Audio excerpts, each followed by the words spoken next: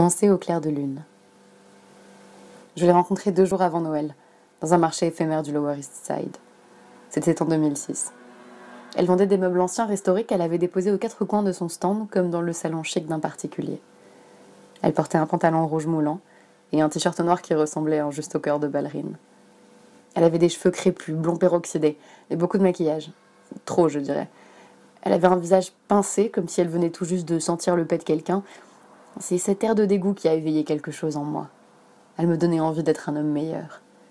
Pendant qu'elle était occupée avec des clients, je me suis assise sur une chaise longue en vente et j'ai fait semblant d'être fascinée. Je poussais les ressorts avec mes paumes, je m'allongeais tel un patient chez son psy, puis je me redressais. L'objet coûtait 2750 $. J'ai sorti mon portable et j'ai appuyé sur des boutons en feignant de ne pas regarder la fille.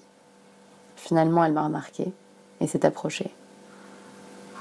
Une belle époque, Midwest profond. C'est la première chose que j'ai entendue dans sa bouche. Je n'ai rien compris. Tout en acajou, style édouardien finissant, il n'y a que ce panneau auquel il manque la marqueterie. Elle me l'a montré. Je me suis retournée pour regarder le bois. Ce feston-là, vous voyez ? Dit-elle. Mais je le préfère sans la nacre. À mon avis, avec cette nuance de cuir, la nacre ferait tape à l'œil. Je n'ai plus que me racler la gorge et acquiescer.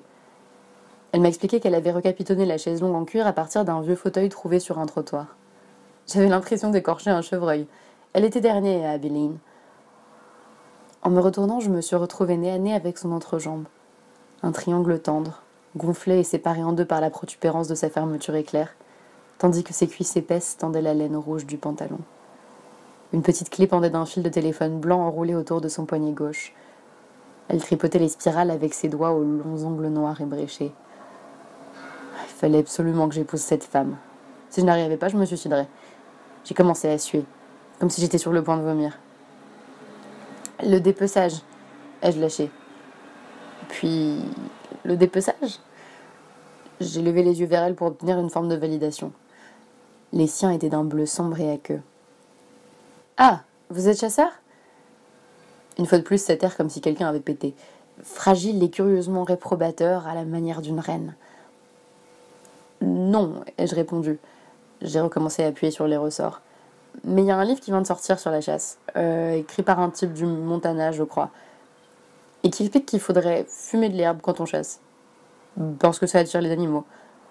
Apparemment, ils seraient attirés par ça, par notre énergie et quelque chose comme les vibrations dans notre cerveau.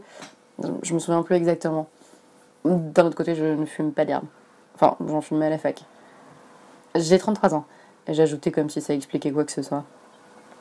Vous lisez un livre sur la chasse. Elle a croisé les bras. Pendant qu'elle attendait ma réponse, sa bouche s'est transformée en une grosse rose fanée. Non, j'ai simplement lu quelque chose à propos de ce livre, sur Internet. Ah, d'accord.